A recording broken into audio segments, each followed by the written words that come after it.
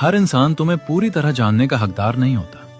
सबको अपना real version दिखा देना सच्चाई नहीं होती। कभी कभी ये खुद को कमजोर बना देता है। आजकल लोग समझने के लिए नहीं, जज करने के लिए सुनते हैं। इसलिए हर किसी को अपनी कहानी का हर हिस्सा बताना जरूरी नहीं होता। जिंदगी का एक सिंपल ज्ञान है, लोग तुम्हें उतना ही समझते हैं जितनी उनकी सोच होती है, और जहां समझ कम हो वहां तुम्हारी सच्चाई भी गलत समझ ली जाती है। इसलिए अपनी एनर्जी हर जगह मत खर्च करो।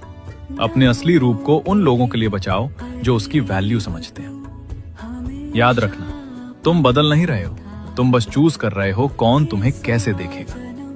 क्योंकि हर किसी को तुम्हारा असली रूप नहीं, सिर्फ वो वर्जन मिलना चाहिए जो वो डिजर्व करता है। हर इंसान तुम्हें पूरी तरह जानने का हकदार नहीं होता। सबको अपना रियल वर्जन दिखा देना सच्चाई नहीं होती। कभी कभी ये खुद को कमजोर बना देता है। आजकल लोग समझने के लिए नहीं, जज करने के लिए सुनते हैं। इसलिए हर किसी